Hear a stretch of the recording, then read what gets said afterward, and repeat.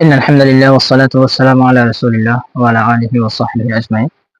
সম্মানিত দর্শক, আজকে আমরা একটি গুরুত্বপূর্ণ বিষয় নিয়ে আলোচনা করার চেষ্টা করব। আমরা অনেকে জানি, আমরা ওযু করার সময় বিভিন্ন অঙ্গ প্রত্যঙ্গের দোয়া পড়ে থাকি।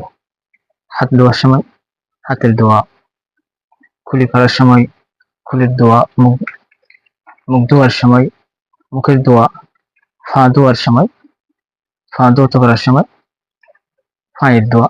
এরকম বিভিন্ন ওযু করার সময় যে সমস্ত অঙ্গ প্রত্যঙ্গ ধৌত করা হয়, প্রত্যেক অঙ্গ প্রত্যঙ্গের দোয়া আমরা পড়ে থাকি। অনেকে, বিশেষ করে আমাদের মা বোনেরা এবং তাবলীগ জামাতের ভাইয়েরা এই সমস্ত দোয়া পড়ে থাকে। আসলে এই দোয়াগুলোর সূত্র কি?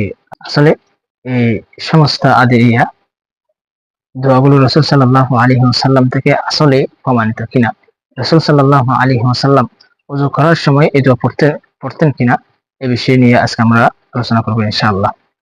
আমার কাছে আছে এইসব হাদিস নেই দ্বিতীয় খণ্ড। এই বইয়ের মুফতি আব্দুল মালিক হাফিজাহুল্লাহ ওয়া রাআহ, তিনি এখানে ৭৯ নম্বর পৃষ্ঠায় এই হাদিস নিয়ে পর্যালোচনা করেছেন। আমি যদি আপনাদেরকে দেখাই, এখানে তিনি ইমাম নববী রাহিমাহুল্লাহর বক্তব্য নকল করেছেন।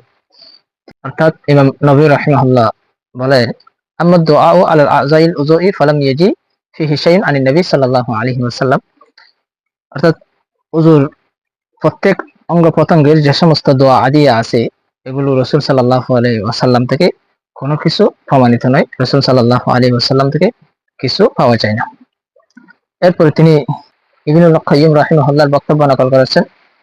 তিনি বলেন, ওয়া আহাদিসুল যিকরি আলা আযাইল উযুই কুল্লাহা বাতিল।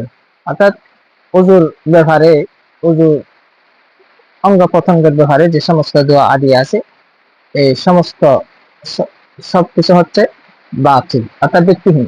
কুল্লাহা বাতিল, সবকিছু ব্যক্তিহীন, বাতিল। লাইসা ফিহা শাইউন ইয়াসিহু। অর্থাৎ এই ব্যাপারে রাসূল সাল্লাল্লাহু আলাইহি ওয়াসাল্লাম থেকে কোনো কিছু সাবিত নাই, রাসূল সাল্লাল্লাহু আলাইহি ওয়াসাল্লাম থেকে কোনো কিছু প্রমাণিত নয়। ওযু করার ক্ষেত্রে কোন কোন দোয়া রাসূল সাল্লাল্লাহু আলাইহি ওয়াসাল্লাম থেকে প্রমাণিত আছে? হযরত আবু সাঈদ খুদরি রাদিয়াল্লাহু তাআলা আনহু হাদিস আছে, রাসূল সাল্লাল্লাহু আলাইহি ওয়াসাল্লাম বলেন, মান তাওয়াজ্জা সুম্মা ক্বাল, যখন কেউ ওযু করবে তখন সে বলবে, ক্বাল সুবহানাকা আল্লাহুম্মা ওয়া বিহামদিকা আশহাদু আন লা ইলাহা ইল্লা আনতা। এরপরে হযরত আবু মুসা আশআরী রাদিয়াল্লাহু তাআলা আনহুর হাদিস আছে, মানে ওযুর মধ্যে রাসূল সাল্লাল্লাহু আলাইহি ওয়াসাল্লাম ওযু করার পরে রাসূল সাল্লাল্লাহু আলাইহি ওয়াসাল্লাম কোন দোয়াটি পড়তেন?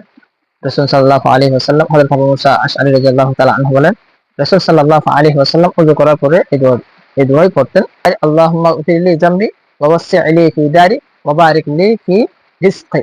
এই যে এগুলো হচ্ছে সহিহ হাদিস দ্বারা, অর্থাৎ যেসব রাসূল সাল্লাল্লাহু আলাইহি ওয়াসাল্লাম ওযু করার পরে এই সমস্ত দোয়া পড়তেন।